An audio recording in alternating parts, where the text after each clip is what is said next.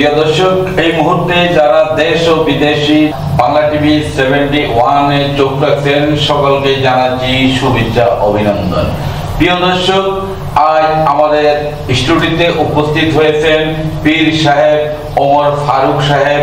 আমরা তার থেকে আজ একটু জানবো আসলে দেশের যে অবস্থা বা সামনে নির্বাচন নিয়ে তারা একজন বিএনপির দুঃসময়ের মাঠকর্মী হিসাবে তিনি দায়িত্ব পালন করেছে, এখনো পর্যন্ত মাঠে আছে। তার থেকে আজ আমরা একটু আলোচনা করব দেশের পরিস্থিতি নিয়ে। আমাদের সঙ্গে থাকুন। আসসালামু আলাইকুম। ওয়া আলাইকুম আসসালাম ওয়া রাহমাতুল্লাহ। জি পীর সাহেব, আপনাকে অশেষ ধন্যবাদ আজ আমাদের স্টুডিওতে আসার জন্য। জি, আপনাকেও ধন্যবাদ।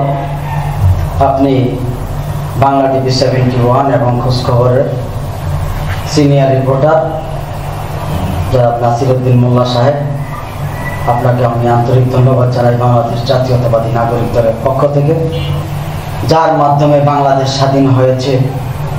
সেই আমাদের মুক্তিযুদ্ধের মহানায়ক, বাংলাদেশের স্বাধীনতার ঘোষক, বহুদলীয় গণতন্ত্রের প্রবক্তা, বাংলাদেশের উন্নয়নের স্থপতি, বাংলাদেশ জাতীয়তাবাদী দল বিএনপির প্রতিষ্ঠাতা, সাবেক সেনাপ্রধান, বাংলাদেশের জনপ্রিয় রাষ্ট্রপতি, যিনি বহুদলীয় গণতন্ত্রের প্রবক্তা, বাংলাদেশের উন্নয়নের স্থপতি, বীরোত্তম শহীদ রাষ্ট্রপতি জিয়াউর রহমান সাহেবের আত্মার মাগফিরাত কামনা করছি। পাশাপাশি আমাদের বাংলাদেশের মুক্তিযুদ্ধের সংগঠক, সাবেক গত 3 বারের প্রধানমন্ত্রী দেশনেত্রী বেগম খালেদা জিয়া এবং বিএনপির ভারপ্রাপ্ত চেয়ারম্যান জননেতা তারেক রহমান সাহেবের তাদেরকে শ্রদ্ধা জানিয়ে আমি আজকের সেই সাক্ষাৎকারটি দিচ্ছি। আপনি জানেন যে বিগত দিনে 1/11 থেকে শুরু করে আজকে দীর্ঘ 17টি বছর দলের জন্য কাজ করে আসছি।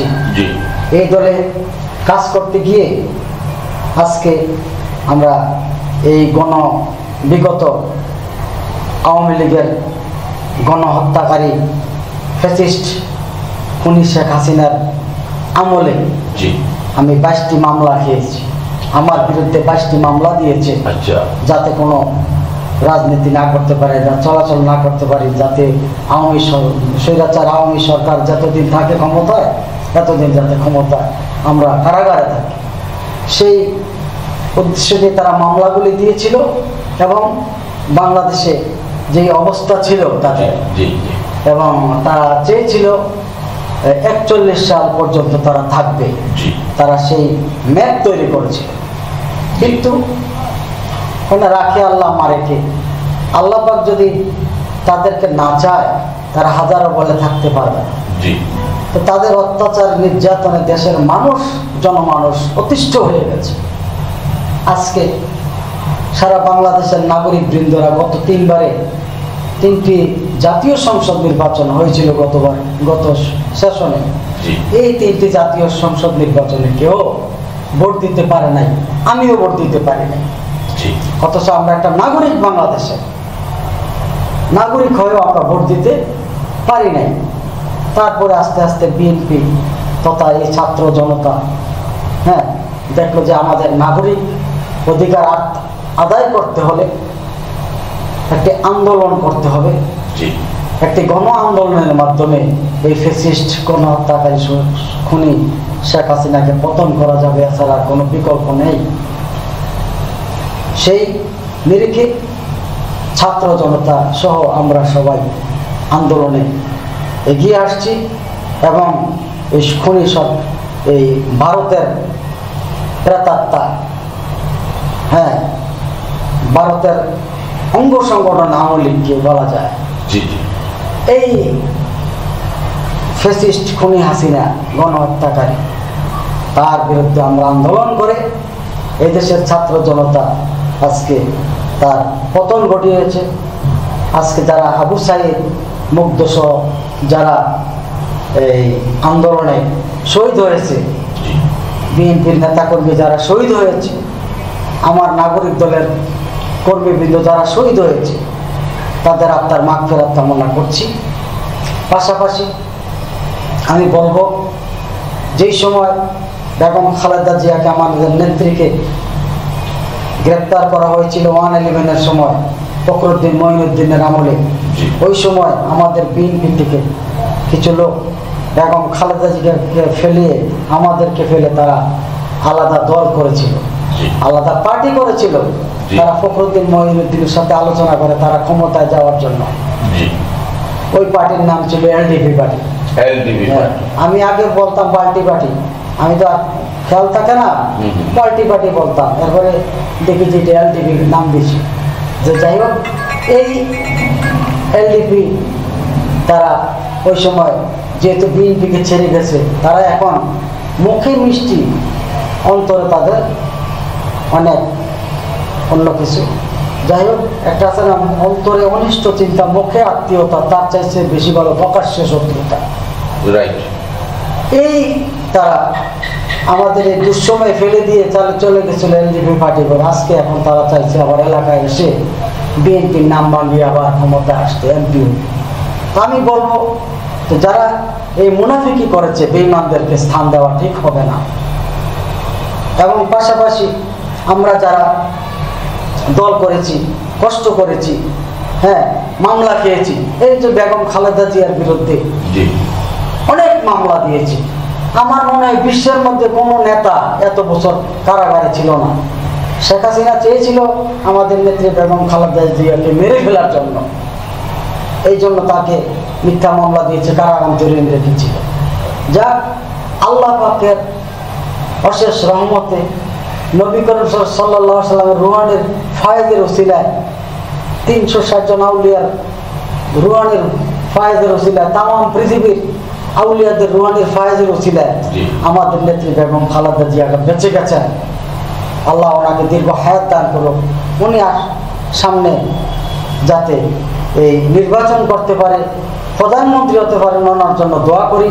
এবং আমাদের বিএনপির ভারপ্রাপ্ত চেয়ারম্যান তারেক রহমান, উনি যাতে দলের হাল ধরতে পারেন, সেটার জন্য আমরা দোয়া করি। জি, আরেকটি বিষয় আমরা জানতে চাবো, ওমর ফারুক সাহেব, আপনি একজন পীর সাহেব হিসাবে সাধারণ যারা নিয়ে অসহায় মানুষ বা যারা বিভিন্ন রকমের হয়রানি শিকার হয়, তাদেরও আপনি সেবায় নিয়োজিত আছেন। দূর সময়ে মাঠে ছিলেন, এখনো পর্যন্ত মাঠে আছেন। আসলে আপনার যে এই যে এত মামলা হামলায় আপনি জড়িত হয়েছেন, তারপরও আপনি বিএনপিকে ভালোবাসেন, এমনকি আপনি জানের পরোয়া না করে বিভিন্ন আন্দোলন যে বিএনপির হয়েছিল আওয়ামী লীগ সরকারকালীন, আপনি কি ওইখানে মাঠে ছিলেন ওই টাইমে? জি, ওই সময় আমি ছিলাম। আর আরেকটি কথা হলো, ভারত যেভাবে আগ্রাসনের প্রস্তুতি নিয়েছিল দেশকে ধ্বংস করার জন্য, মুসলমান জাতিকে ধ্বংস করার জন্য, তারা পায়তারা করেছিল, এটা আমি মনে করি আল্লাহর ওলিদের রুহানির ফায়েজের ওসিলায়, যেহেতু 360 জন আউলিয়া পদার্পণ বাংলাদেশে, আল্লাহর ওলিরা আছে, কিয়ামত পর্যন্ত তারা থাকবে। তেমন আল্লাহর ওলি একজন আছে ঢাকা নারিন্দাতে, হযরত কেবলা আহসানুল্লাহ রহমতুল্লাহ আলাইহি। উনি ইসলামের 3 শতাব্দীর মহান মুজাদ্দিদ ছিলেন।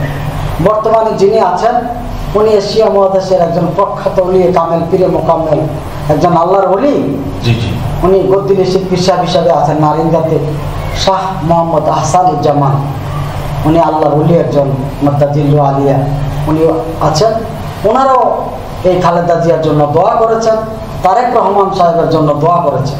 তো যাই হোক, আমি বলবো আল্লাহর ওলিদের ইশারায় অনেক কিছু হয়। হ্যাঁ, তারা এদেশের বড় বড় আলেমদের উপর অত্যাচার করেছিল আওয়ামী লীগ।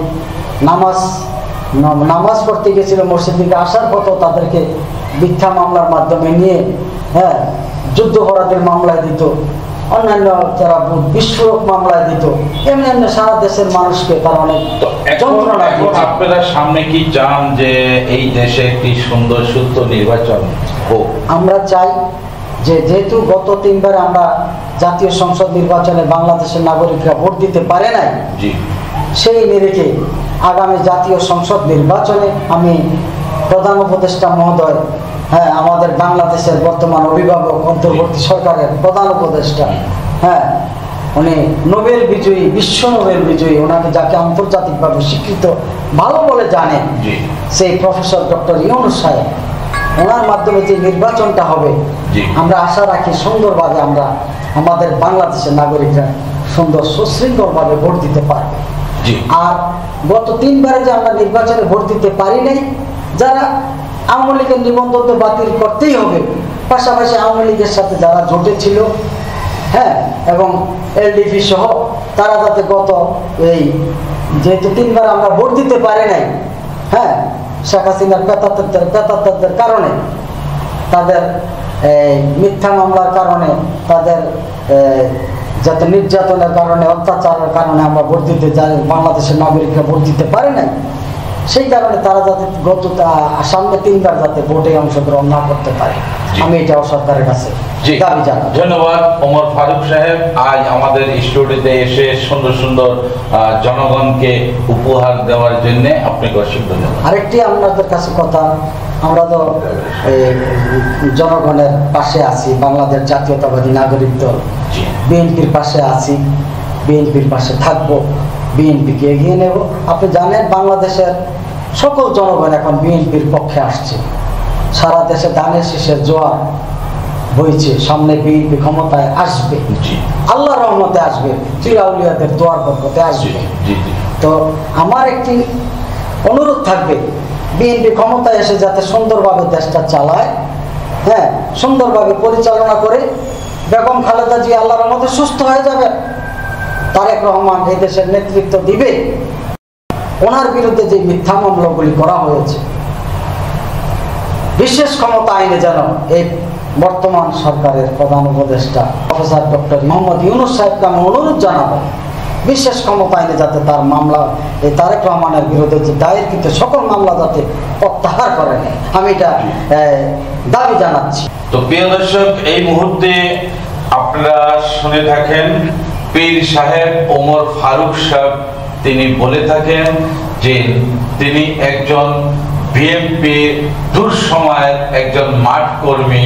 এই 18 বছর বিভিন্ন মামলাতে তাকে হয়রানি স্বীকার করে বিভিন্ন জায়গা থেকে উচ্ছেদ করার চেষ্টা চালিয়েছিল, কিন্তু দুঃখের বিষয় সে মামলা কে ভয় না করে সব সময় বিএনপির বিভিন্ন আন্দোলনে গিয়ে তিনি মাঠে কাজ করেছে, এমনকি এখনো পর্যন্ত বিএনপির কর্মী হিসাবে তিনি দায়িত্ব পালন করছে। তো প্রিয় দর্শক, সবাই ভালো থাকবেন, সুস্থ থাকবেন, বাংলা টিভি 71 এর সঙ্গে থাকবেন। আল্লাহ হাফেজ।